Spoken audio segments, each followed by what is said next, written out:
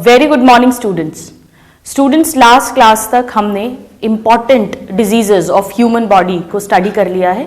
हमने interesting tricks के साथ various bacterial disease, viral disease, protozoal disease, helminthic disease that is diseases caused by flatworms and roundworms को discuss किया। साथ में फंगल डिजीज, कुछ non communicable diseases, AIDS which is a viral disease, उसे हमने detail में पढ़ा, कोशिश करके कुछ इंटरेस्टिंग वे में। And we talked about one of the most dreadful disease that is cancer. Now students, ये सब डिजीजेस पढ़ने के बाद आई एम श्योर मेरे साथ तो ऐसा हुआ था, आपके साथ भी शायद हुआ होगा कि कहीं ना कहीं हमको डर लगने लग जाता है। Contaminated food and water, then you know some are airborne, some are waterborne, some are fomite borne। तो बड़ा डर लगने लग जाता है जब हम इन बीमारियों के बारे में पढ़ते हैं। खाने के पहले आई डोंट नो, शायद आप में से किसी की हैबिट बनी हो, we start washing our hands properly. हम अच्छे से फ्रूट्स एंड वेजिटेबल्स को वॉश करने लग जाते हैं। चलिए, इस पे तो हमारा कंट्रोल है, हम अच्छे से फूड एंड वाटर धो के खा सकते हैं, हम उसको प्रॉपर बॉईल करके खा सकते हैं, ये तो हमारा कंट्रोल है। बट व्हाट अबाउट एयरबॉर्न, उनका क्या करें हम? या व्हाट अबाउट फोमाइट बॉर्न? कोई ये माइक्रो ऑर्गेनिजम्स दिखते तो है नहीं नेकेड आइज से। किसी ने कफ किया होगा, खांसा होगा कोई, उसके ड्रॉपलेट्स किसी डोर के नॉब पे होंगे, आपने वो डोर नॉब लिया होगा और वो इनहेल कर लिए होंगे उन जो भी माइक्रो ऑर्गेनिज्म है उसको, तो उन पे तो हमारा कोई कंट्रोल नहीं है। तो इसे ना सेकेंड ईयर सिंड्रोम बोलते हैं एमबीबीएस में। सेकेंड ईयर में आके जब ये सारी डिजीजेस दोबारा डिटेल में पढ़ते हैं तो बहुत डर लगने लग जाता है और ऐसा लगता है कोई भी डिजीज अपने को हो सकती है। बट ऐसा होता नहीं है। ऐसा क्यों नहीं होता? क्या कभी हमने थॉट दिया है? इतने माइक्रो ऑर्गेनिजम्स हमारे आसपास, पानी में, हवा में, ऑब्जेक्ट्स के ऊपर, everywhere they are residing, but हम लोग बीमार इतना थोड़ी ना पड़ते हैं। We get ill very very rare. Why? क्योंकि इस बॉडी को प्रोटेक्ट करने के लिए, जैसे घर को चोरों से प्रोटेक्ट करने के लिए, अगर कोई बहुत बड़ा करोड़पति है, मिलियनियर है, जिसके घर के अंदर बहुत सारे वैल्यूएबल्स हैं, कीमती चीजें हैं, तो वो क्या करता है? सिक्योरिटी गार्ड्स रखता है, एक पूरा सिक्योरिटी सिस्टम बनाता है ताकि वो इंपॉर्टेंट वैल्यूएबल्स चोरी ना हो, चोर उस घर के अंदर इन्वेड ना कर सके, और अगर करे भी तो उनको मार भगाया जाए। उसी तरह से हमारी ह्यूमन बॉडी बहुत वैल्यूएबल है। इसके अंदर हमारे सारे इंपॉर्टेंट ऑर्गन्स हैं, सब कुछ, everything is there because of which we are living and we are leading this life happily. So this is as precious as those valuables in the house. और इसीलिए नेचर ने इस बॉडी को, इस home को प्रोटेक्ट करने के लिए भी सिक्योरिटी गार्ड्स क्या पूरी आर्मी लगा रखी है। इसमें बॉर्डर सिक्योरिटी फोर्स भी आएगी, इनका ट्रेनिंग सेंटर भी होगा, इनका हेडक्वार्टर भी होगा, इनकी पोस्टिंग्स भी होंगी। हम सब कुछ पढ़ेंगे कैसे, और इस तरह से पूरा इम्यून सिस्टम डेवलप किया हुआ है ताकि नंबर 1 इस तरह के माइक्रो ऑर्गेनिजम्स एंटर नहीं कर सके, नंबर 2 अगर एंटर भी कर सके तो या तो उन्हें बेहोश करके बाहर भगा दिया जाए या उन्हें मार दिया जाए। This is what we are going to read कि क्यों इतना एक्सपोजर होने के बाद भी हम डिजीज कॉजिंग माइक्रो ऑर्गेनिज्म से हमें कॉमनली डिजीज नहीं होती। And it is all because of immune system of our body और because of our immunity. So what is immunity? Immunity हमारी, इंसान की वो कैपेसिटी है, वो ताकत है जिससे कि हम किसी भी पैथोजन के अगेंस्ट लड़ते हैं। Pathogen means, patho means disease, जन मीन्स फॉर्मेशन, डिजीज कॉज करने वाले ऑर्गेनिज्म। वो बैक्टीरिया हो सकता है, वायरस हो सकता है, फंगस हो सकता है, प्रोटोजोआ हो सकता है, कुछ भी, anything which causes disease in our body, उससे लड़ने की हमारी क्षमता को कहते हैं immunity. So what is immunity? Let's first write down the definition. It is the ability or capacity of human body to fight against disease causing agents. जो भी हमारे बॉडी के लिए हार्मफुल है, डिजीज कॉजिंग एजेंट्स। और disease causing agents को short में कहते हैं पैथोजेंस। इस क्षमता को हम इम्यूनिटी कहते हैं, राइट ना। इम्यूनिटी ये क्षमता जिस कारण से है, जिसके कारण से वो घर प्रोटेक्टेड है, वो क्या है? वो सिक्योरिटी गार्ड्स, वो पूरी आर्मी, उसे हम कहते हैं हमारा immune system, right. So next term which we should know is immune system. All right, now immune system में वो सारे गार्ड्स, सिक्योरिटी गार्ड्स, वो सारे आर्मी मैन आ जाएंगे जो इस बॉडी को प्रोटेक्ट करते हैं, वो सब आ जाएंगे। क्या क्या आता है हमारे इम्यून सिस्टम में? Let's see. पहले हम उनके नाम लिखते हैं, फिर हम उन्हें डिस्कस करेंगे। हमारे इम्यून सिस्टम में स्टूडेंट्स हम पहले बिल्कुल बेसिक समझेंगे। हम जनरली क्या होता है, हम डायरेक्ट स्टार्ट कर देते हैं immunity, T cell, B cell. पहले क्लियर तो करें अपन टी सेल क्या है, बी सेल क्या है, क्या फंक्शंस है। हम एक एक करके will go very very serial wise. Now immune system जो है, इसमें कुछ लिम्फॉइड ऑर्गन्स होते हैं जो पार्टिसिपेट करते हैं। कैसे अपन देखेंगे। देन लिम्फॉइड टिश्यू, ऑर्गन है, टिश्यू है, तो नेक्स्ट क्या होगा? लिम्फॉइड सेल्स, और उन्हें कहते हैं लिम्फोसाइट्स, जो एक तरह के WBCs होते हैं, हम जानते हैं लिम्फोसाइट्स। और इसके अलावा एंटीबॉडीज, ये कुछ प्रोटीन्स हैं, रादर ग्लाइकोप्रोटीन्स हैं। अभी तो आप इतना समझ लो एंटीबॉडीज कि ये हमारी बंदूकों की गोलियां हैं। बुलेट्स तो होनी चाहिए, नहीं तो फाइट किससे करेंगे? या तो तलवार लेके डायरेक्ट भिड़ जाएं, वो सोल्जर्स भी हैं अपने पास में, और या फिर दूर से ही अटैक करें अपन बुलेट से, तो ये वो बुलेट्स हैं। तो लिम्फॉइड ऑर्गन्स हैं, लिम्फॉइड टिश्यू हैं, लिम्फोसाइट सेल्स हैं, और एंटीबॉडीज हैं। ये सब हमारा इम्यून सिस्टम कंप्राइज करते हैं। नाउ इनसे रिलेटेड जो भी स्टडी होती है, जिसमें हम इम्यूनिटी से रिलेटेड सारे एस्पेक्ट्स, चाहे वो इम्यून सिस्टम की स्टडी हो, चाहे वो कैसे वर्क करता है, उसका स्ट्रक्चर, उसकी फंक्शनिंग, उससे होने वाली डिजीज, इन सब की स्टडी को टोटल मिलाकर कहेंगे, बहुत सिंपल है, इम्यूनिटी की स्टडी कर रहे हैं तो immunology, right. Now so what is immunology? Logy का मतलब ही होता है, हम जानते हैं स्टडी, ये डायरेक्ट क्वेश्चन है, ये पूछते हैं। So immunology is the study of all components, यानी कि जितना भी उसका स्ट्रक्चर है, all the components and aspects, कैसे वो फंक्शन करते हैं, कैसे वर्क करते हैं, उसका structure, function, everything we will study of all the components and aspects of immune system, उसकी स्टडी को कहते हैं immunology.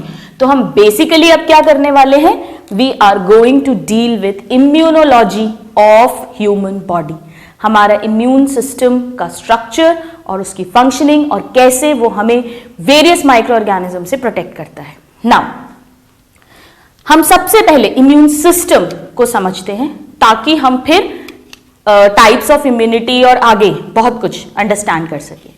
So let's start with immune system. और इम्यून सिस्टम में हमें सबसे पहले पता होना चाहिए, सबसे इंपॉर्टेंट, लिम्फॉइड ऑर्गन्स। हम डिस्कस करेंगे इनमें डायरेक्ट क्वेश्चंस किस तरह से पूछे जाते हैं और इनडायरेक्टली भी किस तरह से पूछते हैं। नाउ लिम्फॉइड ऑर्गन का मतलब है वो ऑर्गन जहां पर, जो कि इम्यूनिटी से रिलेटेड है, जो हमारी बॉडी को प्रोटेक्शन करवाएगा पैथोजेंस के अगेंस्ट, वो सारे ऑर्गन्स जो भी हैं, इन्हें दो पार्ट्स में डिवाइड करते हैं, राइट। पहला primary lymphoid organs, primary lymphoid organ. Lymphoid organ में क्या क्या होता है? या तो ओरिजिन होगा लिम्फोसाइट्स का, जो मेन सेल्स हैं, या उनका मैच्यूरेशन होगा और या उनका वहां पर प्रोलिफरेशन होगा। वो डिवाइड करेंगे, मल्टीप्लाई करेंगे और अपना काम करेंगे। कौन? जो सेल्स हैं। कौन से सेल्स हैं? Lymphocytes, right. So origin and और मैच्यूरेशन एंड और प्रोलिफरेशन ऑफ लिम्फोसाइट्स। जिन भी ऑर्गन्स में होता है वो हो गए लिम्फोइड ऑर्गन्स। जरूरी नहीं तीनों चीजें हो, कोई भी एक चीज होगी तो भी हम उसको लिम्फोइड ऑर्गन के अंदर कैटेगराइज कर देंगे, क्योंकि इसका मतलब है वो इम्यून सिस्टम में पार्टिसिपेट कर रहा है। प्राइमरी का मतलब है जहां पर लिम्फोसाइट्स का ओरिजिन होता है और मैच्यूरेशन होता है, या केवल मैच्यूरेशन भी अगर होगा वहां पे तो भी हम उसे प्राइमरी ऑर्गन ही कहेंगे। सो यहां पर बेसिकली क्या होता है? There is maturation and differentiation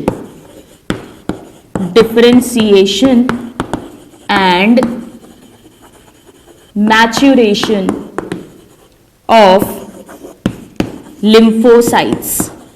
मतलब इन ऑर्गन्स में ओरिजिन भी साथ में मैं लिख देती हूं, ओरिजिन एंड और differentiation and maturation of lymphocytes. मतलब स्टूडेंट्स यहां पर क्या होगा कि जो लिम्फोसाइट्स हैं वो प्रोड्यूस होंगे, जरूरी नहीं है प्रोड्यूस हो बट प्रोड्यूस हो भी सकते हैं, और दो कंडीशंस हो सकती हैं, या तो प्रोड्यूस होकर वहीं पर वो मैच्योर हो। मैच्योर होने का मतलब है कि उन्हें इमैच्योर लिम्फोसाइट से एंटीजन सेंसिटिव लिम्फोसाइट में कन्वर्ट किया जाएगा। एंटीजन का मतलब है कोई भी ऐसा फॉरेन सब्सटेंस जो हमारी बॉडी के में हार्मफुल हो, तो वो हमारी बॉडी को के जो इम्यून सिस्टम है उसे एक्टिवेट करके एंटीबॉडीज फॉर्म करवाने लग जाता है, तो हम उसे एंटीजन कहते हैं। वैसे हमारी बॉडी में भी बहुत सारे एंटीजन्स होते हैं, जैसे अपन ने पढ़ा था 11th क्लास में आरबीसी की सरफेस पे एंटीजन ए अगर है तो ब्लड ग्रुप ए हो गया, बी है तो ब्लड ग्रुप बी हो गया, ए बी दोनों एंटीजन है तो ब्लड ग्रुप ए बी हो गया। तो जरूरी नहीं है हार्मफुल हो, बट यहां हम फॉरेन एंटीजन की बात कर रहे हैं, क्योंकि कोई भी फॉरेन एंटीजन, फॉरेन बॉडी अगर बॉडी के अंदर एंटर हो रही है, फॉरेन पार्टिकल, चाहे बैक्टीरिया हो, वायरस हो, कोई पोलन हो, जरूरी नहीं है कोई माइक्रो ऑर्गेनिज्म, कुछ भी, तो हमारी बॉडी को तुरंत डिसीजन लेना पड़ेगा कि ये हार्मफुल है नहीं है, और अगर हार्मफुल है तो उसको फिर खत्म करना पड़ेगा।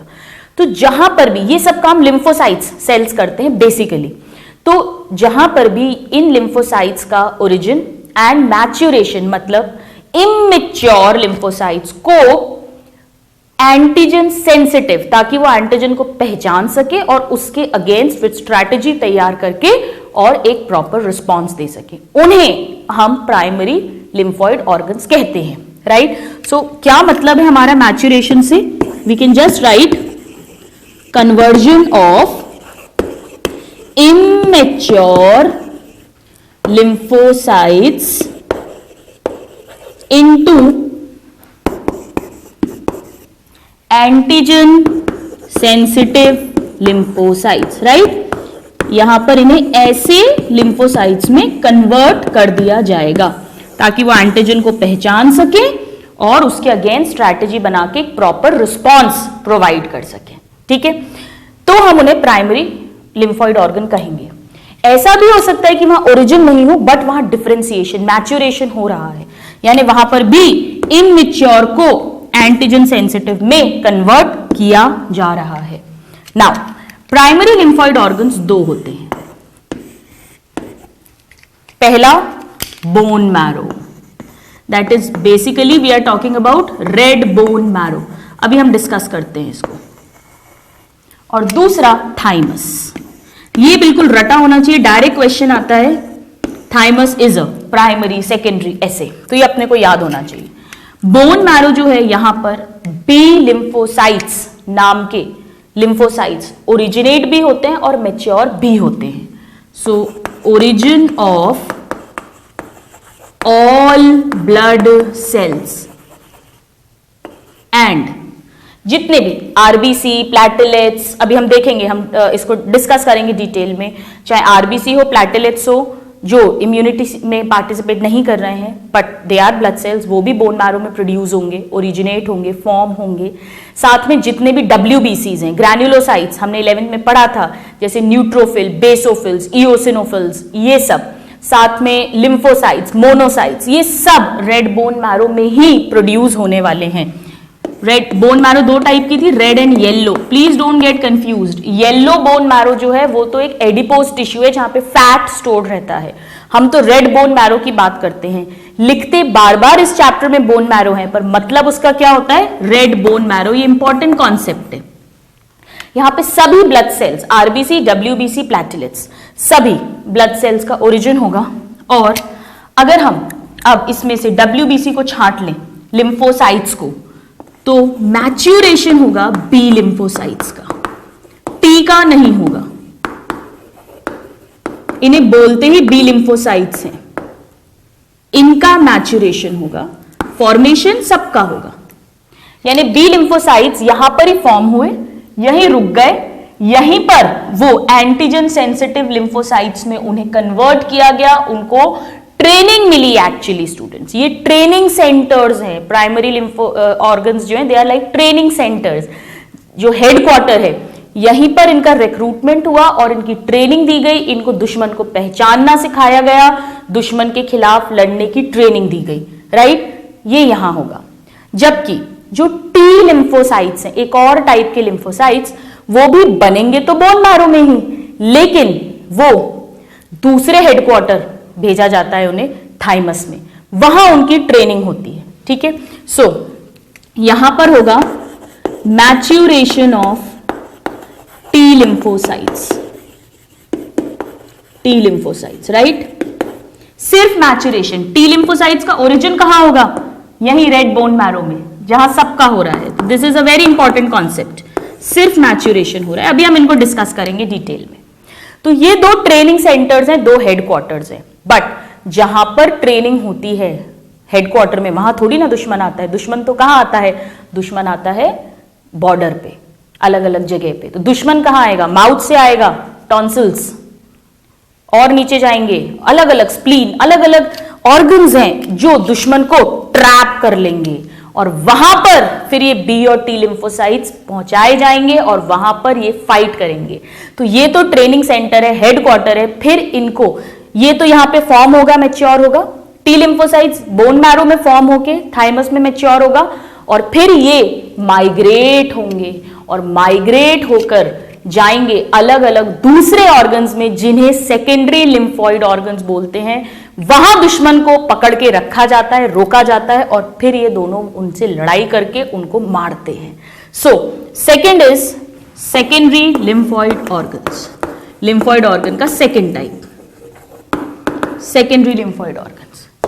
यहां पर इंटरैक्शन होगा किसके बीच में, एंटीजन यानी जो भी पैथोजन है, जो भी फॉरेन है, जो भी दुश्मन है उसका, और बी एंड टी लिम्फोसाइट्स का, जो अब मैच्योर हो चुके हैं, जिन्हें ट्रेनिंग मिल चुकी है। So these are the sites for interaction between जो भी पैथोजन है,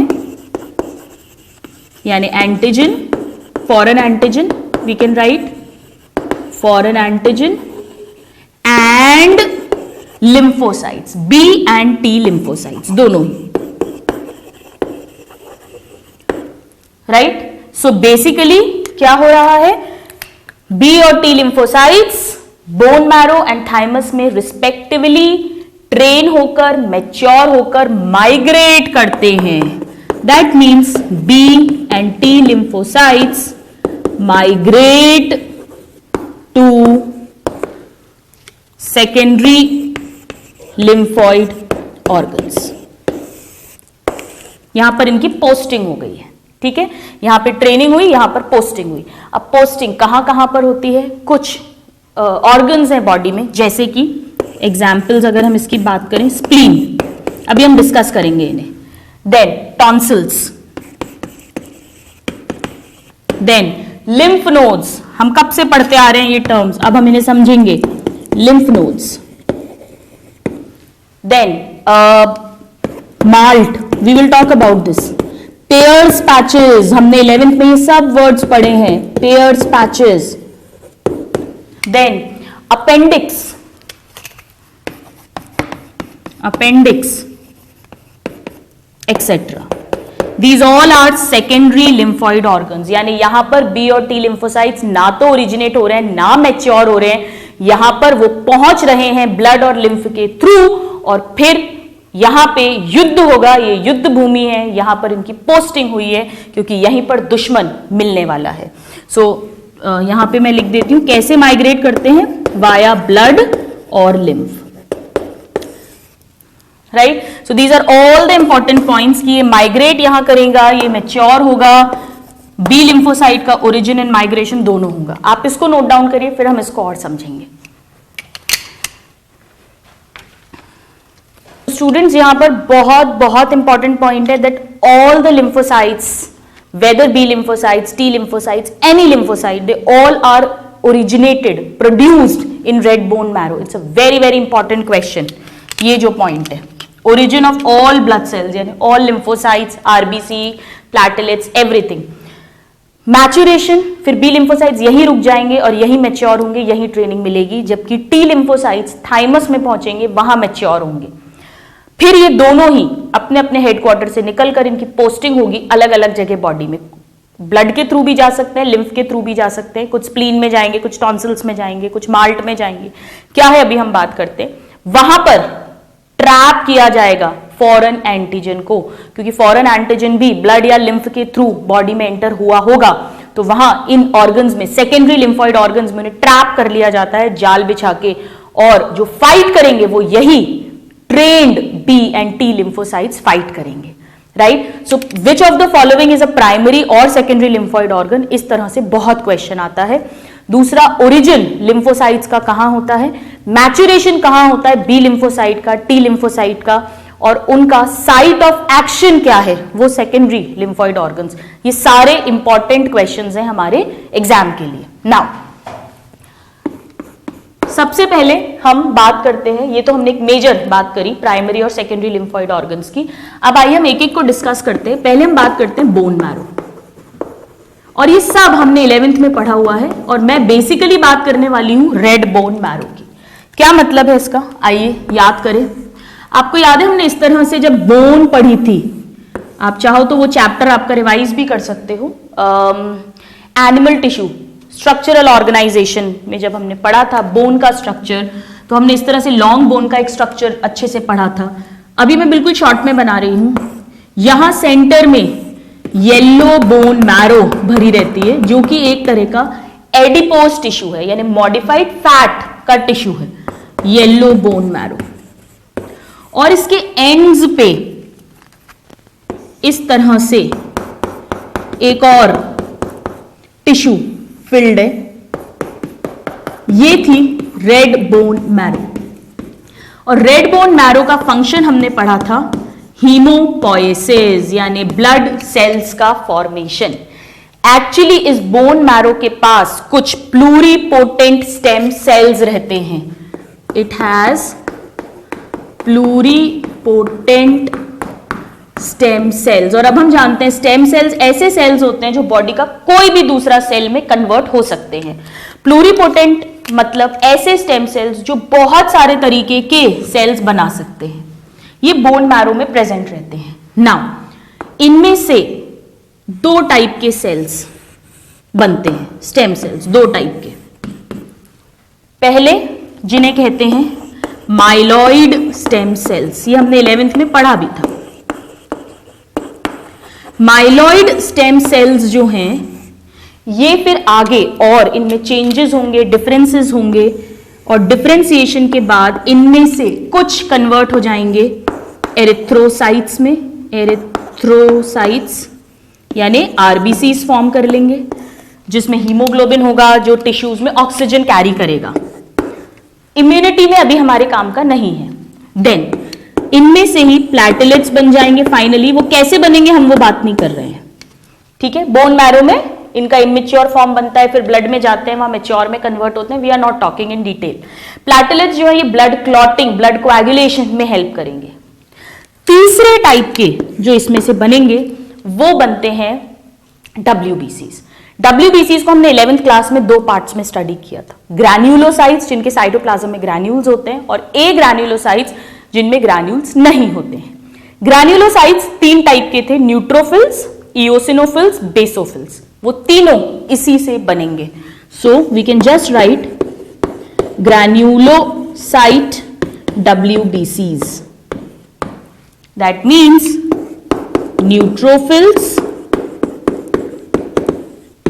then basophils, याद है आपको जहां से हिस्टामिन रिलीज होता है, एंड एसिडोफिल्स या इओसिनोफिल्स। ये तीनों टाइप यहीं से माइलॉइड से बनते हैं। ये क्वेश्चन आता है क्योंकि WBC ही इम्यूनिटी में पार्टिसिपेट करेंगे, इसलिए हमने इस पे जोर दिया है। बाकी ये भी क्वेश्चन आता है RBC प्लेटलेट्स कहां बनते हैं, वो भी सब bone marrow, red bone marrow में ही फॉर्म हो रहे हैं माइलॉइड स्टेम सेल्स के थ्रू।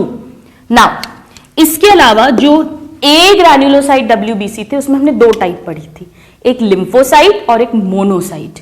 मोनोसाइट भी इन्हीं से फॉर्म होंगे, so they will also form monocytes। और मोनोसाइट क्या है, it is one type of a granulocyte WBC। अब 5वां टाइप कौन सा बचा, 3 और 1 4 हो गए, लिम्फोसाइट्स। वो इनसे फॉर्म नहीं होते हैं। वो कहां से फॉर्म होते हैं, यही प्लूरिपोटेंट स्टेम सेल्स में कुछ दूसरे टाइप के सेल्स होते हैं जो लिम्फोसाइट्स बनाएंगे, उन्हें लिम्फॉइड स्टेम सेल्स कहते हैं। नाम से समझ में आ रहा है लिम्फॉइड, तो ये लिम्फोसाइट्स बनाएंगे ना। इसमें से 3 टाइप के सेल्स बनते हैं, ठीक है। अब ये लिम्फोसाइट्स बनाने वाले हैं, और लिम्फोसाइट्स क्या है, WBCs ही हैं। पहले बी लिम्फोसाइट्स बनते हैं, एक्चुअली पहले प्री मैच्योर बी लिम्फोसाइट्स बनेंगे, तो मैं यहां लिख देती हूं प्री मैच्योर बी लिम्फोसाइट्स। कुछ बनेंगे pre mature T lymphocytes, pre mature T lymphocytes. और कुछ स्टूडेंट्स एक और टाइप के WBC बनते हैं, लिम्फोसाइट्स ही हैं, जिन्हें नेचुरल किलर सेल्स बोलते हैं। इनका क्या रोल है हम पढ़ेंगे, नेचुरल किलर सेल्स या शॉर्ट में NK सेल्स, NK सेल्स, ये इससे बन गए, ठीक है। अब जो बी लिम्फोसाइट्स है प्री मैच्योर, वो यानी अगर हम टोटल देखें तो RBC, प्लेटलेट्स और 5 मेन टाइप के WBC होते हैं, न्यूट्रोफिल, बेसोफिल, इओसिनोफिल, ये तीनों ग्रैन्युलोसाइट्स हैं, और मोनोसाइट्स एंड लिम्फोसाइट्स जो ए ग्रैन्युलोसाइट्स, वो सब कहां फॉर्म हो रहे हैं, रेड बोन मैरो में। तो सारे लिम्फोसाइट्स का ओरिजिन, सारे ब्लड सेल्स का ओरिजिन कहां हो रहा है, बोन मैरो में। नाउ इनमें से जो प्री मैच्योर बी लिम्फोसाइट्स हैं वो यहीं पर रह जाएंगे, यानी बोन मैरो में, और यहीं पर मैच्योर होंगे। सो दे मैच्योर इन बोन मैरो, यहीं पर इनकी ट्रेनिंग होगी, यानी दिस इज इंपॉर्टेंट। जबकि जो प्री मैच्योर टी लिम्फोसाइट्स हैं वो थाइमस में पहुंचेंगे। अभी हम देखते हैं, थाइमस हमारे हार्ट के पास है, वहां पहुंचेंगे और वहां मैच्योर होंगे। सो दे मैच्योर इन थाइमस, यहां पर इनकी ट्रेनिंग होगी। ये डिफरेंस हो गया, ठीक है। और फिर ये दोनों सेकेंडरी लिम्फॉइड ऑर्गन्स में पहुंच जाएंगे, ब्लड और लिम्फ से माइग्रेट करके, और वहां लड़ाई होगी, वहां पर फाइट होगी, वॉर होगा। नाउ ये तो मैच्योर ही रहते हैं नेचुरल किलर सेल्स, इनकी बात हम नहीं कर रहे हैं। अब स्टूडेंट्स इसमें इसे टी लिम्फोसाइट क्यों कहते हैं, ये क्वेश्चन आता है। टी थाइमस से लिया गया है क्योंकि इनका मैच्यूरेशन थाइमस में हो रहा है, इसीलिए इन्हें टी लिम्फोसाइट्स कहते हैं। ये इंपॉर्टेंट क्वेश्चन है। और इन्हें बी लिम्फोसाइट्स क्यों कहते हैं, बोन मैरो के कारण नहीं, एक्चुअली ये जो बी वर्ड है ये इसलिए लिया गया है क्योंकि बर्ड्स में एक स्ट्रक्चर होता है बर्सा ऑफ फैब्रिकस, जहां पर ये मैच्योर होते हैं बर्ड्स के अंदर, तो उस वाले बी से ये बी लिम्फोसाइट लिया गया था। बट ह्यूमंस में बर्सा ऑफ फैब्रिकस के अंदर ऐसा कोई स्ट्रक्चर नहीं है, यहां पर ये बोन मैरो से में ही मैच्योर होते हैं। तो अगर क्वेश्चन आए कि टी लिम्फोसाइट्स में T stands for thymus, and B lymphocytes में बी स्टैंड्स फॉर, और अगर ये ऑप्शन दिया हो तो हमारा पहला चॉइस ये ऑप्शन होगा, अगर ये नहीं दिया गया तो फिर बोन मैरो सेकेंड ऑप्शन होगा। तो इस तरह से रेड बोन मैरो, जो लॉन्ग बोन्स के एंड्स में स्पॉन्जी टिश्यू प्रेजेंट है, वहां पर हमारे सारे ब्लड सेल्स फॉर्म होते हैं। So this is the place where there is origin of lymphocytes and there is maturation of B lymphocytes. So it is a primary lymphoid organ. You note this down, then we'll read about the second primary lymphoid organ. Please note it down. Now students, ये पहला primary lymphoid organ है। आइए अब हम दूसरा primary lymphoid organ discuss करते हैं, उस पर क्या क्वेश्चंस आते हैं, and that is thymus। क्योंकि thymus में भी ओरिजिन तो किसी भी सेल का नहीं हो रहा, पर मैच्यूरेशन हो रहा है वहां पर टी लिम्फोसाइट्स का। So the second primary lymphoid organ is thymus.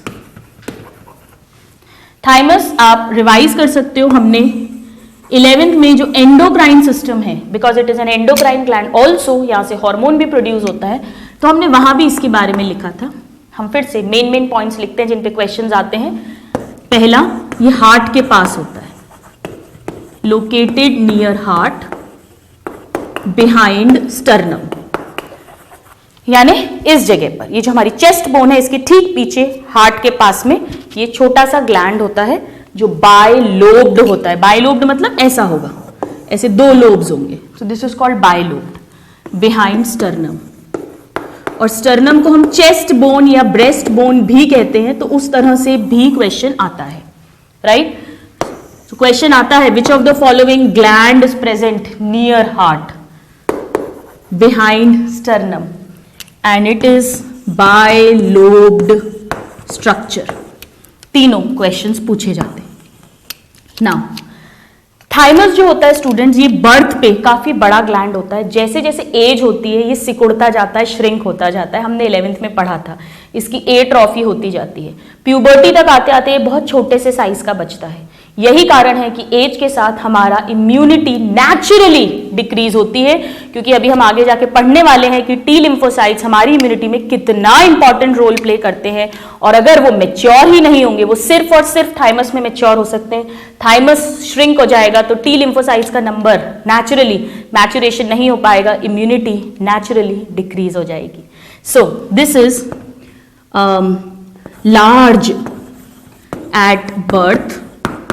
ये क्वेश्चन पूछते हैं कि कौन सा ग्लैंड है या कौन सा पार्ट ऑफ इम्यून सिस्टम है जो एज के साथ डिक्रीज होता है। Large at birth, then diminishes, that is atrophies with as,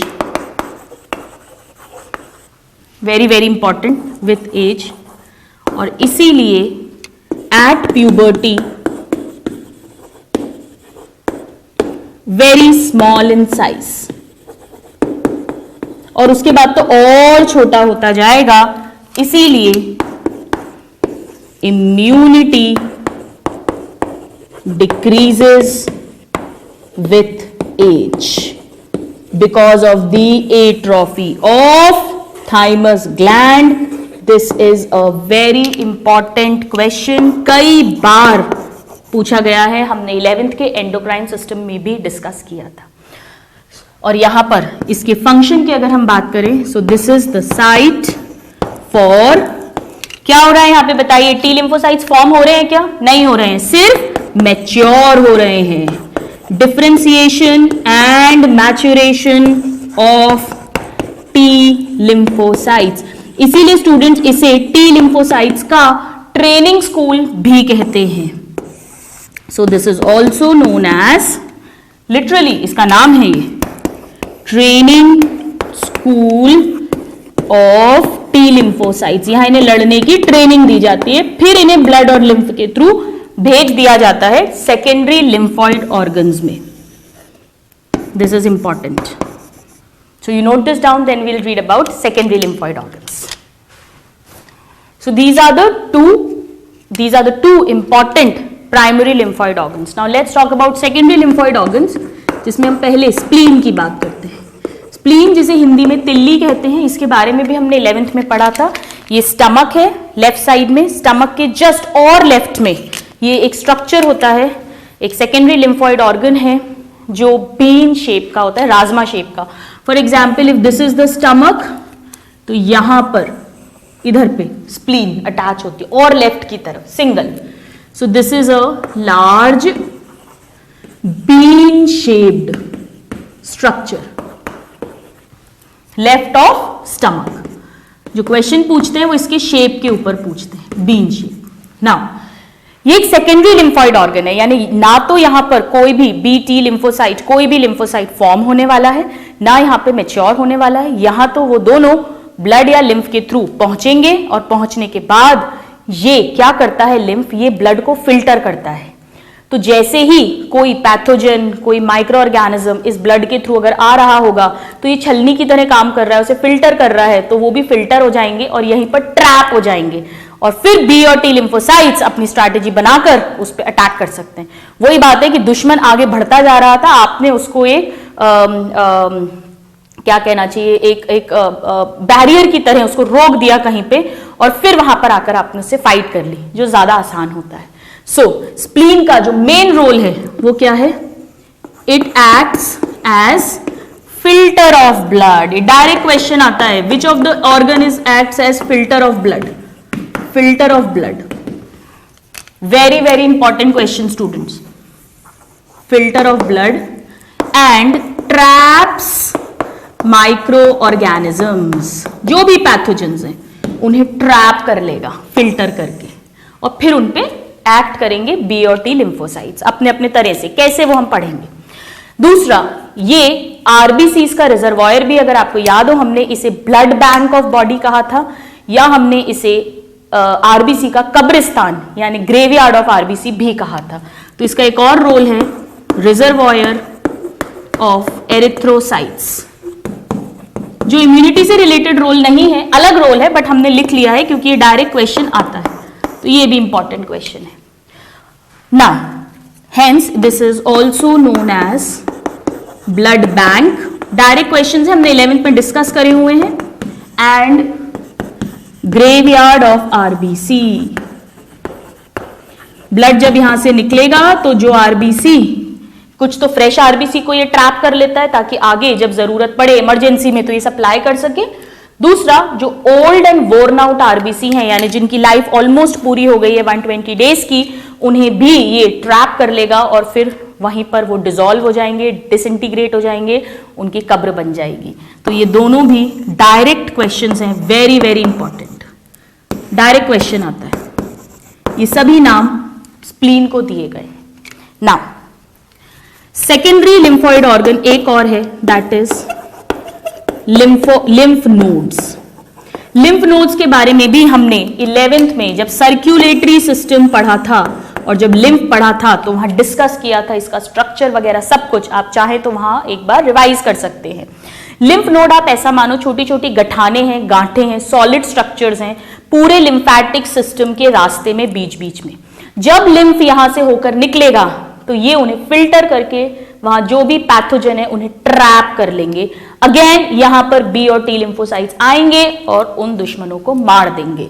so they are solid structures along the length of lymphatic system and they trap microorganisms that come via lymph और tissue fluid.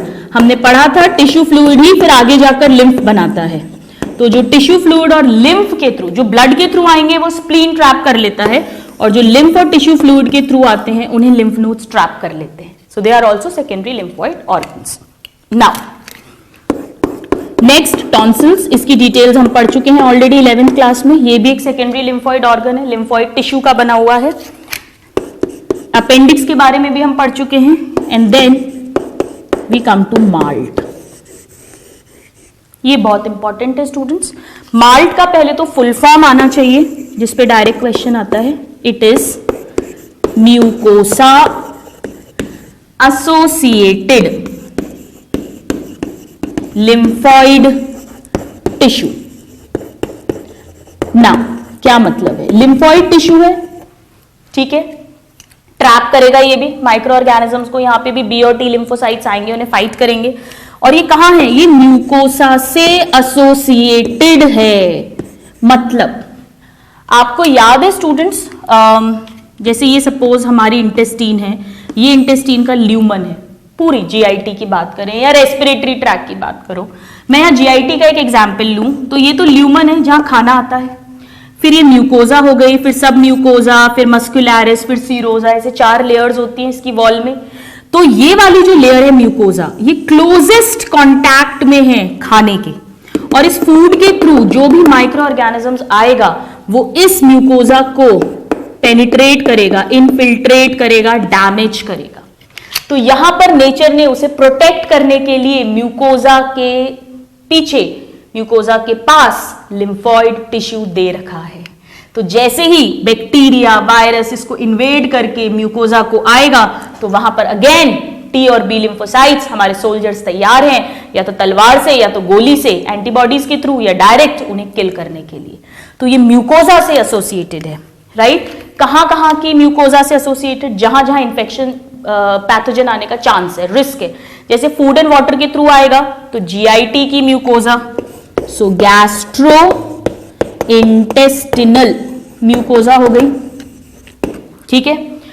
हवा के through आएगा, अगर air के through तो respiratory passage में enter होगा, तो रेस्पिरेटरी म्यूकोजा जो है वहां पर भी इस तरह के लिम्फॉइड टिश्यू प्रेजेंट है। और या अगर सेक्सुअल एक्टिविटी के थ्रू या बॉडी में डाउन बॉटम पार्ट से एंटर होता है तो यूरिनोजेनाइटल म्यूकोजा को खतरा है।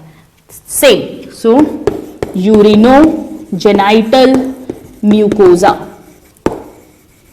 यही जगह है जहां से कि माइक्रो ऑर्गेनिजम्स बॉडी में एंटर होते हैं, तो वहां पहले ही मार दिया जाएगा उन्हें। फिर भी अगर बच गए, वो आगे बढ़ते हैं, तो फिर अगर यहां पहुंचे तो यहां ऐसे वेरियस स्टेजेस पे अलग अलग चौकियां बनी हुई हैं, जहां से भी अटैक होगा वहां पर बी और टी लिम्फोसाइट्स ऑलरेडी मौजूद हैं और वो उन्हें किल कर देंगे।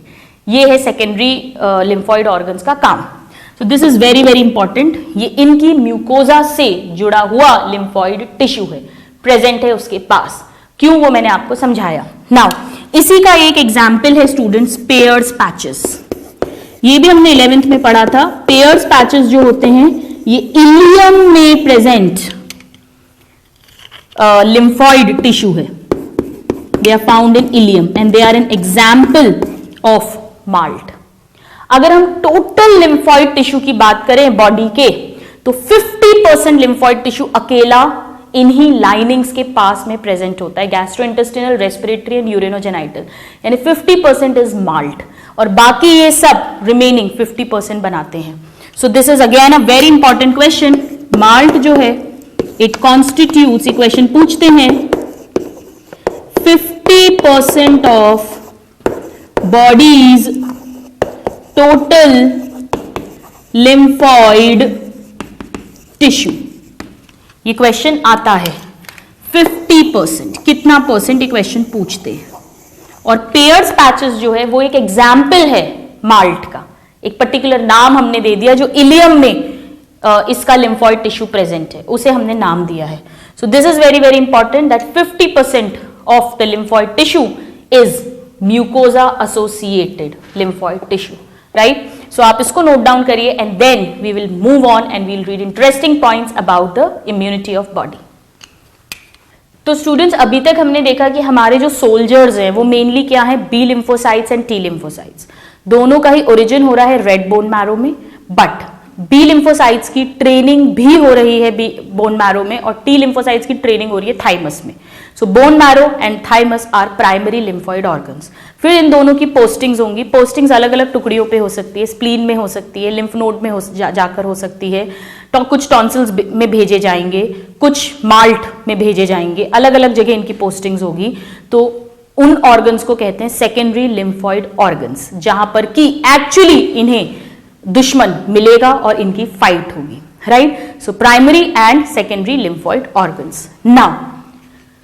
Now we'll talk what are the types of immunity which are present in the human body. This is about the lymphoid organs. अब हम बात करेंगे टाइप्स ऑफ इम्यूनिटी। इस पे भी क्वेश्चंस आते हैं, हम उन्हें डिस्कस करेंगे। नाउ स्टूडेंट्स, हमारे बॉडी में दो तरह की इम्यूनिटी प्रेजेंट होती है। पहली जो जन्मजात होती है, बाय बर्थ होती है। एक छोटा सा बच्चा भी जो है वो ऐसा नहीं होता कि तुरंत बीमार पड़ जाए। क्यों? क्योंकि उसकी बॉडी के अंदर एक नेचुरल, इनबॉर्न, इन्नेट का मतलब इनबॉर्न ही होता है, जेनेटिक, जो उसने अपने पेरेंट्स से इम्यूनिटी हासिल करी है, फैमिलियल इम्यूनिटी प्रेजेंट होती है, right? So this is a natural immunity which is present. So we can just write that first is inborn, पैदाइशी है ये, या innate, इसी का दूसरा नाम, या natural, और ये नॉन स्पेसिफिक है, ये किसी पर्टिकुलर एंटीजन के खिलाफ नहीं है, ये उसकी बॉडी को जनरल रेजिस्टेंस प्रोवाइड करा रही है, general immunity. So this is non specific या जेनेटिक या फैमिलियल, ये सब इसके नाम है, familial immunity, right? More commonly ये वाले नाम पूछे जाते हैं, ये वाले 4।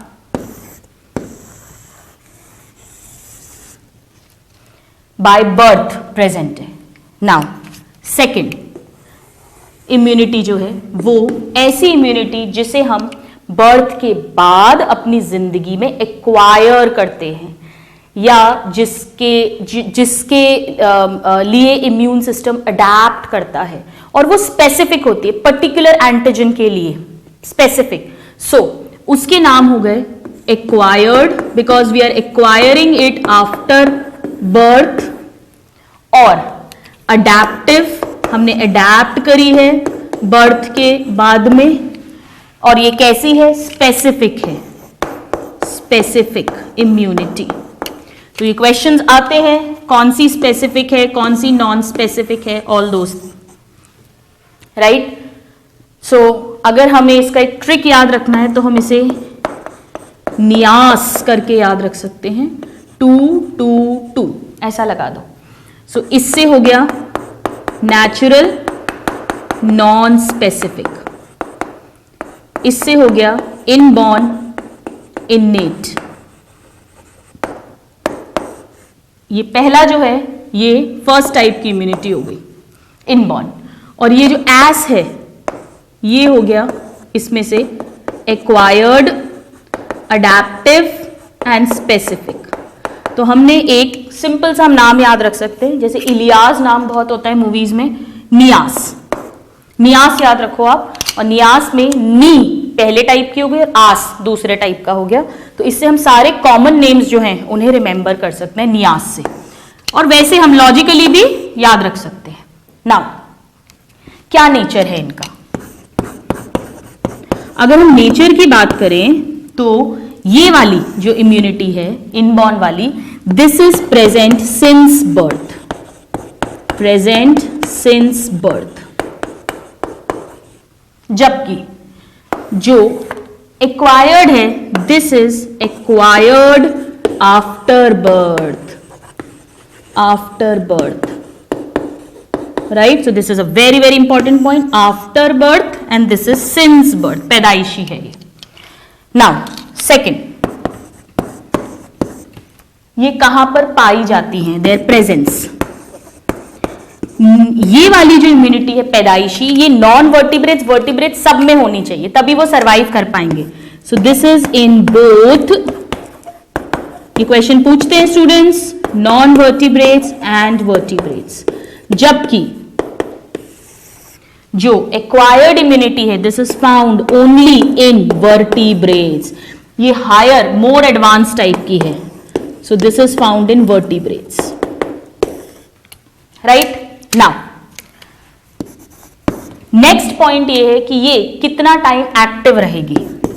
सो इसकी एक्टिविटी, स्टूडेंट्स जो चीज पैदाइशी है वो तो हमेशा रहती है, so this is present through out life, जिंदगी भर ये इम्यूनिटी हमारे बॉडी को प्रोटेक्ट करती है, थ्रू आउट लाइफ इसकी एक्टिविटी है, जबकि जिसे हम एक्वायर करते हैं वो शॉर्ट लिव भी हो सकती है, लॉन्ग लिव भी हो सकती है। कैसे हम समझेंगे? So it can be, let me right, can be short lived और लॉन्ग लिव्ड, दोनों तरह की हो सकती है, both, it can be of both types. जबकि ये तो पैदाइशी है, तो ये तो थ्रू आउट लाइफ रहेगी ही रहेगी। नाउ इसके क्या कंपोनेंट्स हैं ये हम डिटेल में पढ़ेंगे, अभी आपको सिर्फ थोड़ा सा लर्न करना पड़ेगा। जो नॉन स्पेसिफिक इम्यूनिटी है उसमें 4 बैरियर्स आते हैं और एक कॉम्प्लीमेंट सिस्टम आता है। अभी कुछ भी समझ नहीं आएगा स्टूडेंट, जब हम पढ़ेंगे तो सब समझ आ जाएगा, राइट? एक कॉम्प्लीमेंट सिस्टम है और 4 बैरियर्स हैं। ये क्या है हम सब बात करेंगे।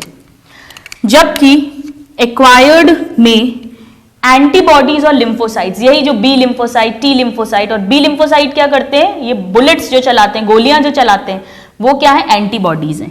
सो लिम्फोसाइट्स एंड एंटीबॉडीज के थ्रू ये एक्वायर होती है, वर्क करती है।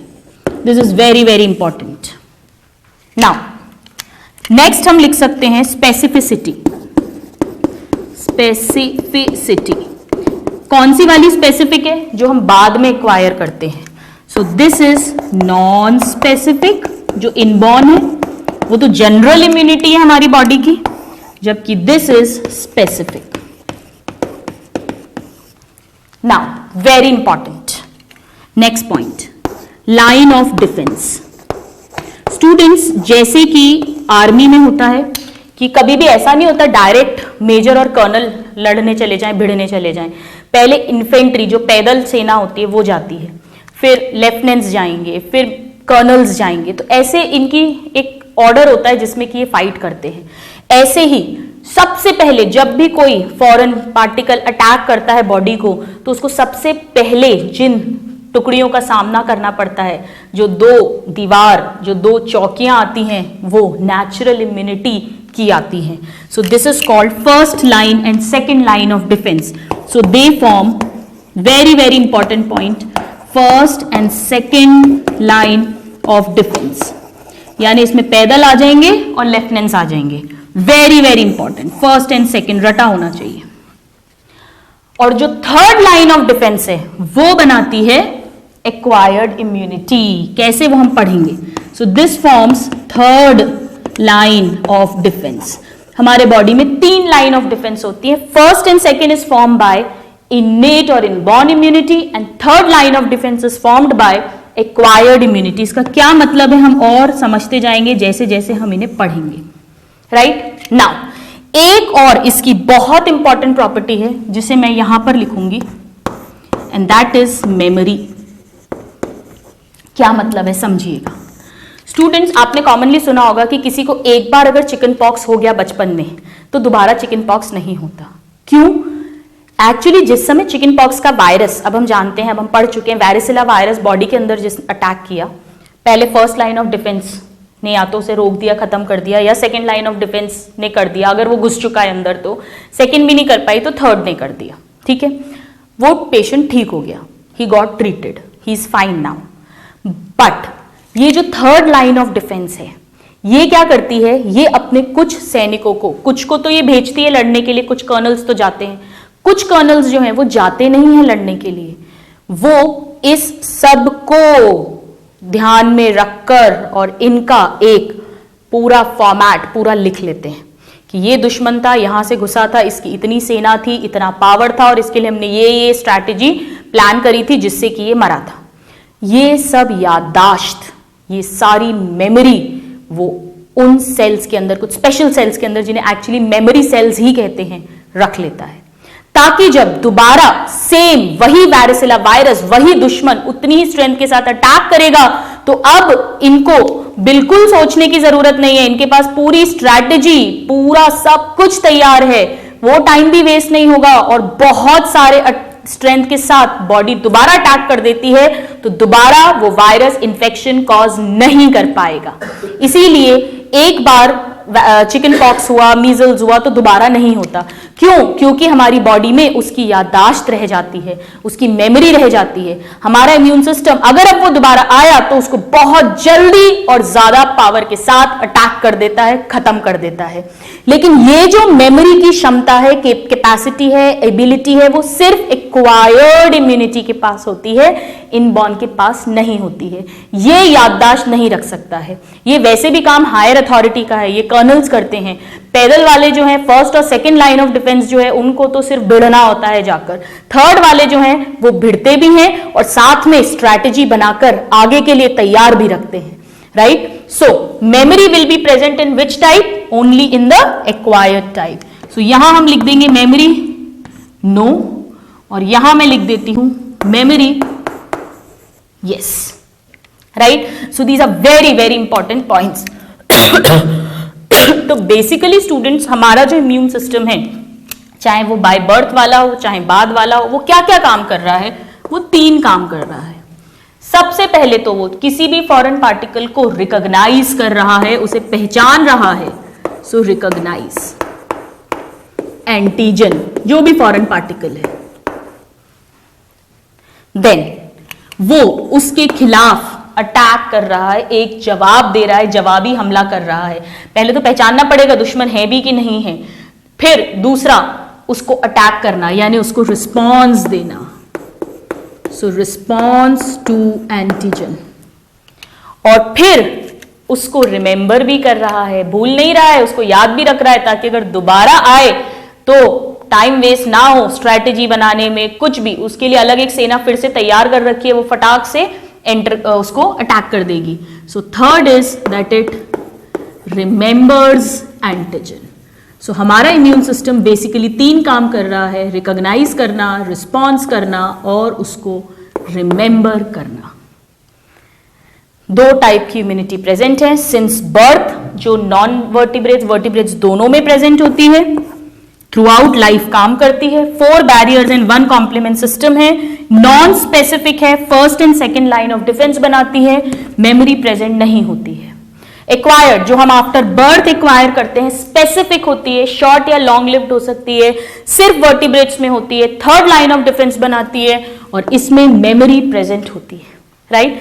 सो आज की क्लास में हमने बेसिक्स पढ़ा है स्टूडेंट्स, इम्यून सिस्टम एक्चुअली क्या है, उसका क्या फंक्शन है, प्राइमरी लिम्फॉइड ऑर्गन क्या है, सेकेंडरी लिम्फॉइड ऑर्गन क्या है, उनसे related important questions, and then what are the 2 types of immunity. Next class में हम स्टार्ट करेंगे विद द इनबॉर्न और इननेट इम्यूनिटी।